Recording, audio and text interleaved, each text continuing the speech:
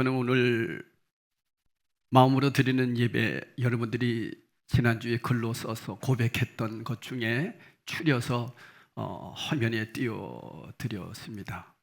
저는 그 내용을 보면서 참 은혜 받았습니다. 우리 성도들이 이렇게 하나님의 말씀을 잘 적용하고 그 말씀대로 살아내려고 애쓰는 그 모습 보면서 제가 목사의 입장에서 말씀을 전하지만 또 지난주 말씀을 되새기면서 굉장히 은혜를 받았어요. 여러분은 어떠신지 모르겠어요. 계속 진행되는 이 로마서 말씀을 통해서 오늘 말씀의 제목이 지혜롭게 생각하라 하는 건데, 여러분에게 기도의 문으로 보낸 제목은 뭐였어요? 발견하라. 그죠? 안 보시나 봐? 제가 여러분에게 설교를 준비하고 그리고 설교 준비한 내용을 기도하면서 그것을 요약해서 기도문으로 만들어 여러분에게 보내드리는 거예요. 그러면 여러분들은 그것을 보시고 함께 기도하면서 이번 주에는 우리 목사님이 어떤 말씀을 전하는구나 하는 것을 미리 준비하라고 보내는 거예요. 꼭 그렇게 하셔야 돼요. 이 바울이 로마서를 쓸 당시 사실 바울은 아직 로마에 가보지를 않았어요. 한 번도 로마에 가보지 않고 그리스도인들을 한 번도 만난 적이 없어요. 만약 바울이 이 같은 고난이 없었더라면, 이 로마서를 그들에게 보내지 않았었더라면 로마에 있는 그리스도인들이 자신이 구원받은 그리스도로 인해서 주님을 위해 살기는 살아야 되는데 구체적으로 내가 어떻게 살아야 되는지, 주님을 위해 살아가긴 살아가야 되는데 어떻게 거룩한 제사로 영적 예배자로 살아야 되는지 이걸 몰랐을 거라는 거예요. 그래서 신앙이 현실과 괴리되고 관념으로 치우쳐 이중적인 자세를 취하거나, 다시 얘기하면 교회에서는 열심히 예배 드리고 세상에 나가서는 내 마음대로 살아가고 어떤 확신이 없게 살게 되니까요. 그리고 자기가 교회 안에서 경험하고 체험했던 것들을 절대화시키며 살았을 것입니다. 사실 여러분, 이 신약 성경 4분의 1 이상을 차지하는 바울 서신은요, 예수 그리스도를 믿는 사람들을 향한 권면이에요. 안 믿는 사람들에게 한 게 아니다니까요. 로마서도 예수님을 믿지 않는 로마인들이 아니라 예수님을 믿는 로마인들을 향하여 바울이 뭘 한 거예요? 권면한 거예요. 믿는 자에게 한 거예요. 대개 이제 우리는 전도한다고 그러면 안 믿는 자에게 예수 믿으라고 말씀을 전하는 걸로 생각하잖아요. 사실 그렇지 않습니다. 믿는 자에게 복음을 전하는 거예요. 그래서 제가 지금 여러분에게 말씀 전하는 게 뭘 전하는 거예요? 복음 전하는 거예요. 우리가 주님을 알지 못하는 사람들에게 가서 주님의 말씀을 권면하고 깨우치는 것 아름다운 일이죠. 하지만 주님을 믿으면서도 주님을 온전히 알지 못해 바른 삶을 살지 못하는 사람들에게 권면하고 깨우쳐 주는 것, 끊임없이 서로를 위해서 하나님의 말씀을 감당하는 것이 성도의 의무입니다. 그래서 하나님의 말씀을 믿는 자에게 전하는 거예요. 왜요? 우리가 그렇게 살아내야 되는데 그렇게 살지를 못하니까요. 우리 성도들이 남에게 권면하고 깨우침을 줄 때에는 꼭 두 가지가 있어야 됩니다. 첫째가 말이 아니라 뭘로 보여줘야 된다 그랬어요? 삶으로. 여러분, 그리스도인은요 다른 거 없어요. 삶으로 보여줘야 돼요. 그게 그리스도인이에요. 근데 그게 힘들잖아. 힘드니까 어떻게 해야 돼요? 기도하는 거예요. 그래서 두 번째가 말로 권면하는 거예요. 그 다음에 말로 권면하는 거죠. 불이익을 당하고 손해를 감수하는 삶을 통해 권면하는 일은 참으로 아름다운 일입니다. 그러나 내가 이처럼 무언의 권면을 하는 동안 누군가가 피해를 보는 일이 초래된다면 어떻게 돼요? 그때는 말로 권면할 수 있어야 되죠. 왜냐하면 우리는 진리의 파수꾼이기 때문입니다. 내 믿음으로 나 혼자 불이익을 감수할 수 있으나 많은 사람들에게까지 불이익을 강요하는 것은 바른 믿음이 아니니까요. 여러분, 예수 그리스도를 믿는다는 사람치고 악하게 살고 싶은 사람 누가 있겠어요? 그죠? 여러분 다 바르게 살고 싶은 마음이 있잖아요. 그런데 여러분, 잊지 말아야 할 것은 나의 의로움이나 감정으로가 아니라 하나님의 자비하심으로 우리가 서로 고뇌해야 된다는 거예요. 바르게 살 수 있도록. 특히 이 말씀은 목회자에게 많이 해당됩니다. 성도들에게 고면합니다. 고면할 때에 어떻게 해야 된다고요? 감정으로 하는 게 아니다는 거예요. 의로움으로 하는 게 아니다는 거예요. 하나님의 자비하심으로. 하나님의 자비하심으로 우리가 일평생 사람들에게 바른 삶을 고면하고 깨우치게 하는 것이 주님께서 주어진 사명이라면 정말 그렇게 고면할 수 있게끔 스스로 우리 자신들이, 목회자가 먼저 믿는 우리 신앙인들이 어떻게 해야 돼요? 훈련해야 됩니다. 그래서 말하는 법, 또 상대방에게 고면하는 법, 이런 것은 사실 훈련돼야 돼요. 바울은 이 3절 상반절에 이렇게 말씀하고 있죠. 내게 주신 은혜로 말미암아 너희 누구에게 말한다고요? 각 사람에게. 내게 주신 은혜로 말미암아 너희 각 사람에게 말한다. 이렇게 표현하고 있습니다. 하나님께서 주신 그 은혜로 말한다고 했어요. 그 은혜는 바로 모든 자비하심으로 할 수 있게 하는 은혜를 말합니다. 하나님의 사랑하심으로 어떻게 고나고, 하나님의 인내하심으로 고나고, 하나님의 반복하심으로 고난하는 자리에는 늘 새로운 삶의 역사가 일어나기 때문입니다. 사랑하는 여러분, 이제 후반전에 7월 달을 넘어가고 살아가고 있는 우리들이 이제는 좀 우리 기도의 제목도 좀 달라져야 되지 않겠어요? 더 이상 우리의 욕망을 위한 헛된 물질 추구로 우리에게 주어진 귀한 시간을 기도라는 이름으로 낭비하지 말아야 되지 않습니까? 기도는 많이 하는데 그 기도가 기복적인 기도로 우리가 살아가고 있다면 사실 기도 시간 낭비하는 거거든요. 그 아까운 시간이거든요. 일본이라고 하는 나라는 지진에 완벽한 대비를 갖췄다고 자랑하던 나라였습니다. 그런데 인간이 이루어 놓은 물질 세계라는 것이 얼마나 허망하고 덧없는지 여실히 보여줬던 사건 우리는 알잖아요. 우리가 이렇게 덧없이 끝날버릴 것을 위해 아무리 철저히 준비해도 조금 더 안전해지고 나아질 수 있으나 결국 돌아오게 되는 것은 절망뿐이에요. 그래서 우리는 하나님의 모든 자비하심으로 사람을 고면할 수 있는 은혜를 하나님께 간구해야 합니다. 우리가 추구하는 모든 물질은 언젠가는 끝나게 마련이지만 사람을 권면하고 깨우치는 것은 영원히 남기 때문입니다. 왜요? 영혼은 영원한 것이니까요. 저는 이번 한 주에 말씀을 늘 묵상했다고 여러분들에게도 수요 예배 금요 기도회 때도 고백을 드렸어요. 제가 왜 자꾸 이렇게 고백하냐면 여러분도 그렇게 살으라는 거예요. 저는 이번 주의 말씀에서 너무나 감격하게 살았던 말씀은 요한복음 11장 25절 26절의 말씀이었어요. 나는 부활이요 생명이니 나를 믿는 자는 죽어도 살겠고 무릇 살아서 나를 믿는 자는 영원히 죽지 아니하리니 너희가 이것을 믿느냐? 영원히 죽지 않는다. 살아서부터 예수를 믿는 우리는 영원히 죽지 않는 것, 그게 뭐라고요? 영원이단 말이에요. 저는 이 말씀에 얼마나 감사하고 살았지 몰라요. 그렇다. 육신은 흙으로 돌아가는 인생이지만 영혼은 영원한 것이니까요.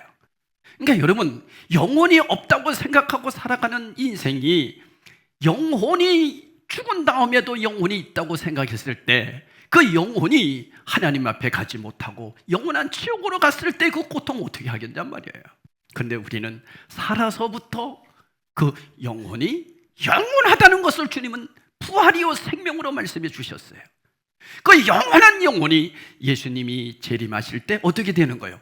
새로운 몸으로 부활하는 거예요. 어떤 모습으로요? 에덴 동산에서 아담과 하와가 죄짓기 전의 모습으로요.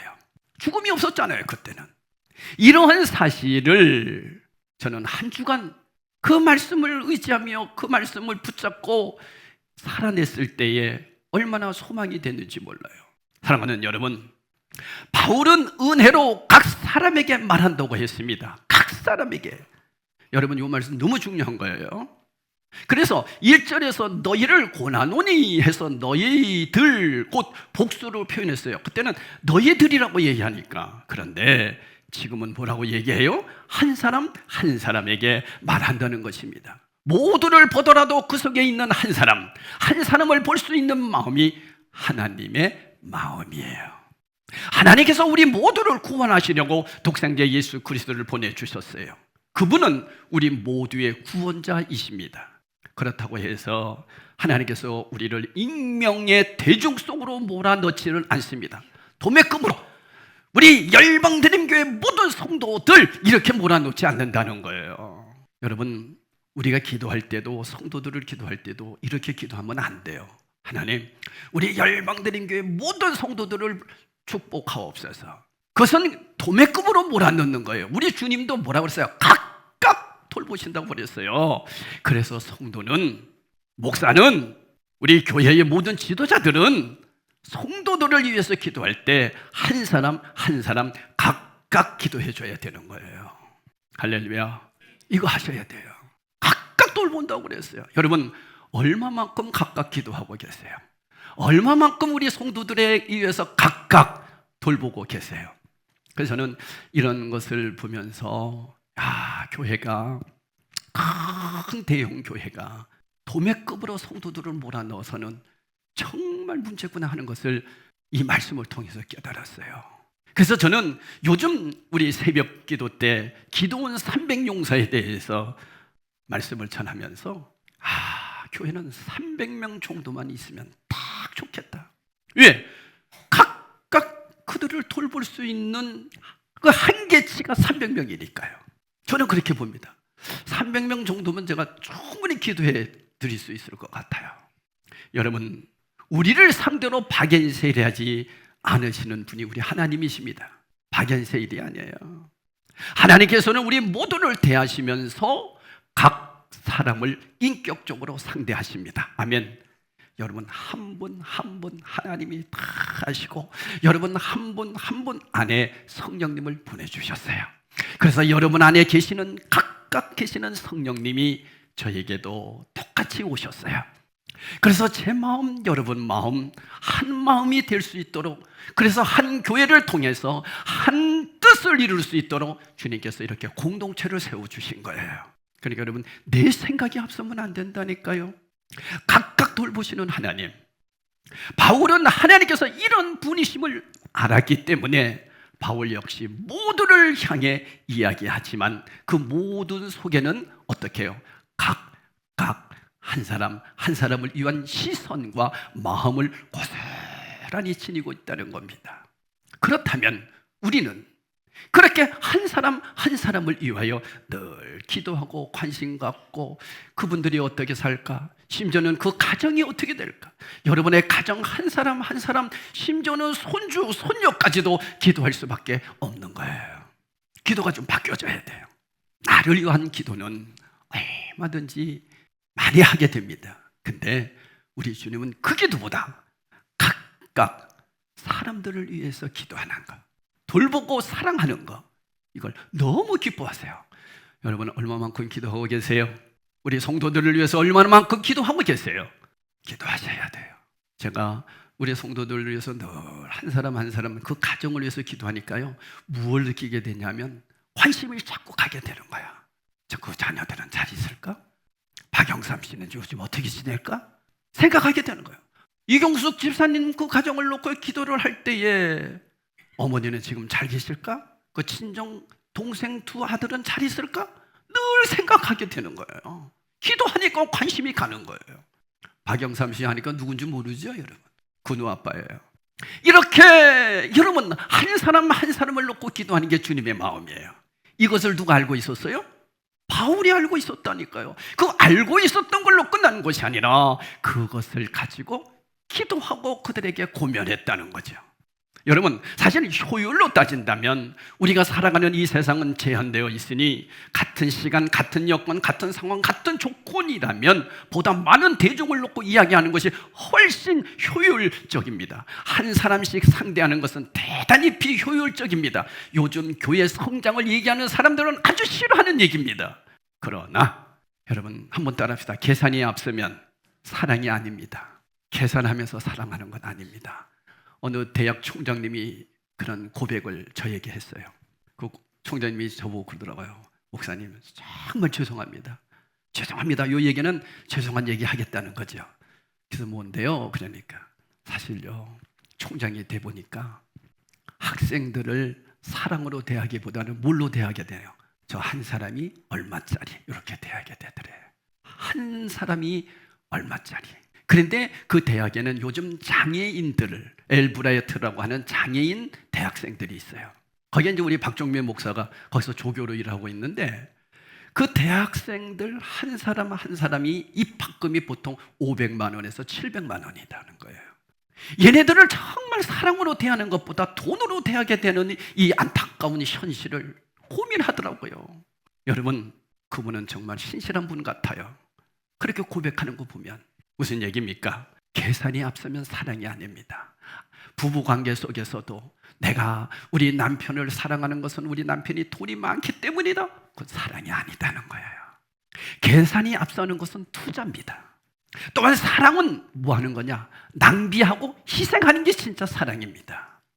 그리스도인과 교회는 한 영혼을 살리기 위해 우리 모든 재능과 시간과 물질인 자원을 뭐 할 수 있어야 돼요? 낭비할 수 있어야 됩니다. 다시 얘기하면 희생할 수 있어야 됩니다.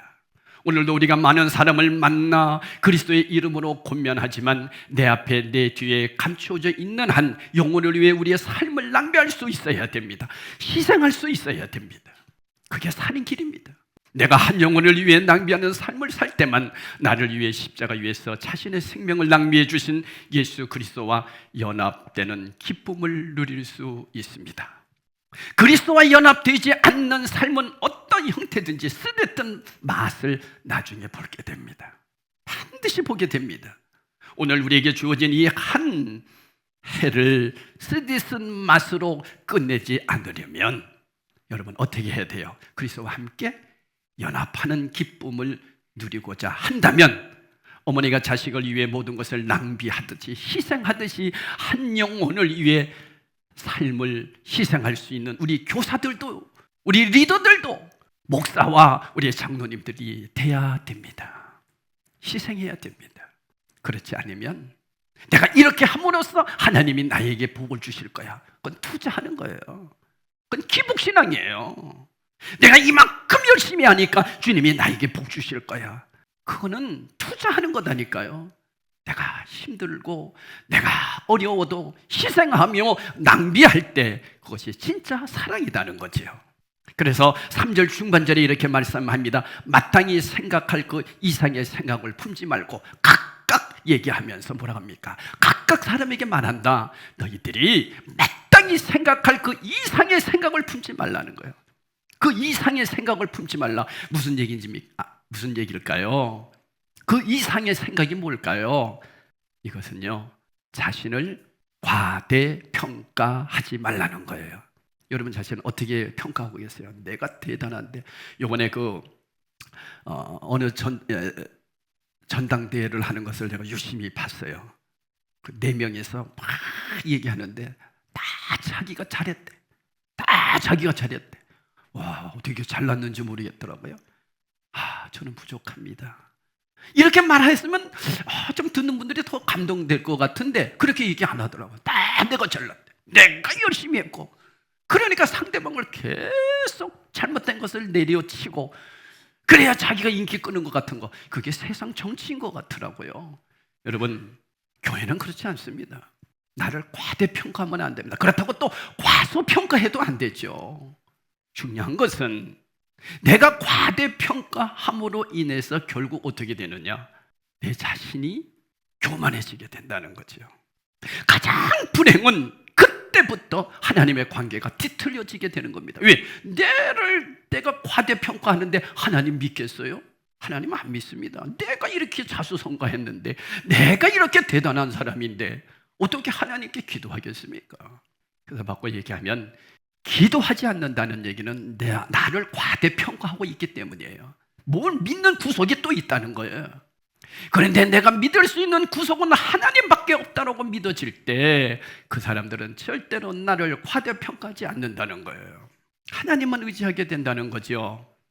나를 과대평가하면서 동시에 하나님을 믿는다고 고백한다면 이것은 나 자신의 욕망을 이루기 위해 하나님을 뭐 하는 거예요? 이용하는 거예요.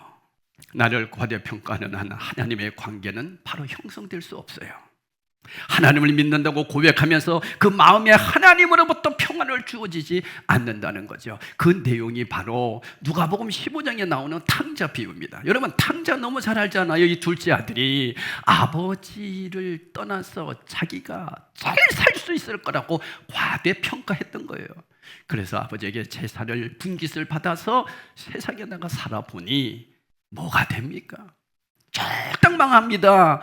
거지가 됩니다. 그때 자기를 생각해 보는 거예요. 나는 아무것도 아니구나. 나는 아버지가 없으면 아무것도 살 수 없는 존재구나.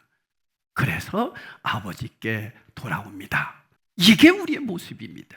그러니까 여러분, 과대평가하지 마시고 주님만 의지하시기를 바랍니다.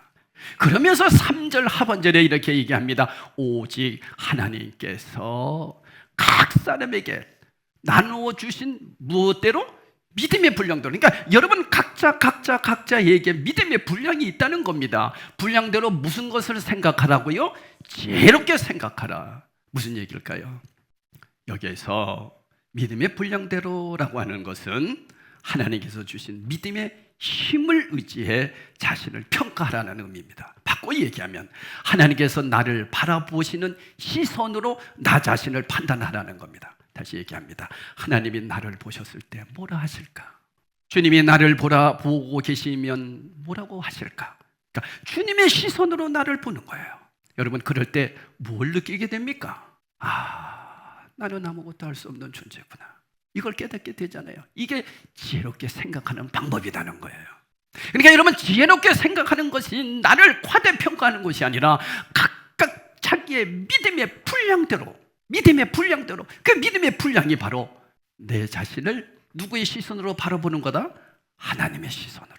그게 내 믿음이에요. 여러분, 주님이 저와 여러분을 바라보실 때 뭐라고 말씀하실까요? 그죠? 여기서 지혜롭게라고 했어요. 헬라어 원문으로 보면 맑은 정신으로 냉철하게 판단하라는 의미입니다. 어떤 사람들은 이렇게 술 마시고 그 술 마신 그 취중 진담 이런 얘기 많이 해요. 취중 진담. 아니, 왜 술 마시고 진담을 얘기하는지 몰라? 맑은 정신으로 얘기해야 되는 게 맞지 않습니까? 얼마 전에도 저도 누가 저에게 전화 왔어요.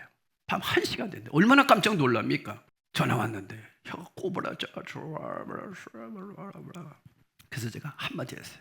나 이게 전화하려면 맑은 정신으로 해라, 지혜롭게 해라, 그런 뜻이에요. 냉철하게 판단하라는 거예요. 근데 그 친구는 술을 안 먹으면 또 전화도 못해요. 술 먹으니까 그 힘과 용기를 가지고 전화를 한 거예요. 아니에요. 맑은 정신으로 냉철하게.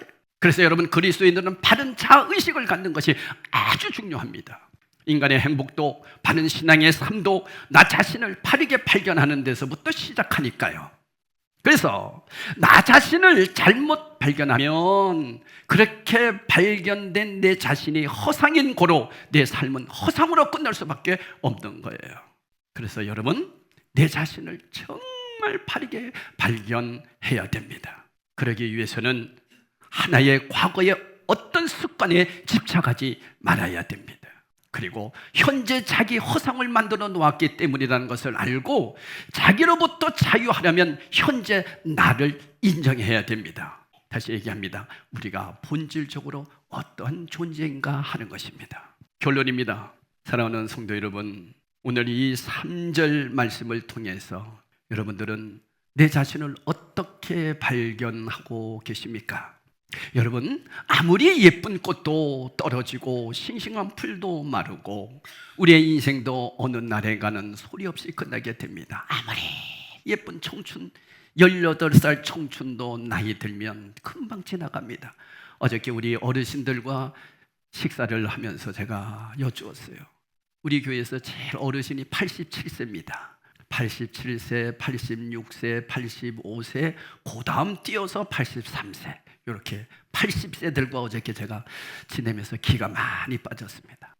근데 이 80세 어른들하고 식사 나누면서 제가 짓궂게 물었습니다. 권사님, 지금까지 살아온 인생 눈 깜짝할 사이죠? 그렇다는 거예요. 그래서 제가 두 번째 물었어요. 지금 마음은 어떠세요? 아유, 목사님, 이팔 청춘이죠.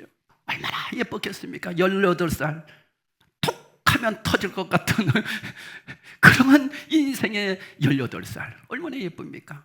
그 고등학교 여고 앞을 지나보세요, 여러분. 소리만 납니다. 웃는 소리만 납니다. 그게 18살이에요. 그런데 어느덧 87세가 됐다는 거예요. 그래서 제가 그런 데 말씀드렸어요. 권사님, 낙심하지 마세요. 육신은 점점 후패해서 결국에는 티끌로 돌아갑니다. 그러나 영원한 우리의 마음은 늘 이팔 청춘이듯이 우리의 영은 죽지 않습니다. 영은 영원한 겁니다. 이 땅에서 예수님을 잘 믿고 살아가는 사람은 죽어도, 육신은 죽어도 영혼은 사는 겁니다. 그 말씀을 들었을 때 권사님이 그래요. 목사님, 나에게 소망은 오직 하나밖에 없어요. 주님 나라예요. 내가 예수 안 믿었다면 이 인생이 얼마나 억울해요. 그게 고백이에요. 얼마나 억울해요, 여러분. 그래서 사람들은 늙지 않으려고 무지무지하게 했습니다. 안 늙습니까? 다 늙게 되어 있어요. 그러나 내 영혼은 날마다 몇 살이다? 이팔 청춘이다. 저도 그래요. 보면 마음은 늘 18살, 20살 그때 군대 생활했을 때 그때의 마음이에요. 그러니까 뭘 좀 해보고 싶은데 이제는 마음이 안 돼요. 마음과 육신의 뜻대로 안 된다고요. 그렇다고 거기서 낙심하는 것은 세상의 인생이지만 우리는 영원한 하나님 나라가 있고 영혼은 영원한 것이기 때문에 얼마나 감사합니까? 이걸 발견하라는 거예요. 이걸 발견한 사람들은 이 세상을 마음대로 살지 않는다는 거예요. 이것을 발견하는 사람들은 이 세상 속에서도 늘 주님만 바라본다는 겁니다. 내 자신을 과대평가하지 않는다는 겁니다. 할렐루야. 그런 성도들이 되셔야 돼요. 오늘 여러분 주시는 이 말씀을 마음에 깊이 새기면서 이제 성찬식을 할 겁니다. 주님, 제가 성찬식을 하면서 주님의 피와 떡과 피를 먹고 마심으로 내 안에서 내 영이 살아있음을 감사드립니다. 주님, 이 육신이 다하는 날까지 영혼을 준비하며 내 영혼이 주인이니까 이 주인된 영혼을 잘 준비하며 주님 살아내도록 나를 오늘도 발견하며 살겠습니다. 주님 없이는 한순간도 살 수 없습니다. 주님의 은혜로 늘 살게 해주십시오. 이런 고백을 하면서 우리 다 같이 성찬에 참여하시기를 주님의 이름으로 축복합니다. 성찬식을 하도록 하겠습니다.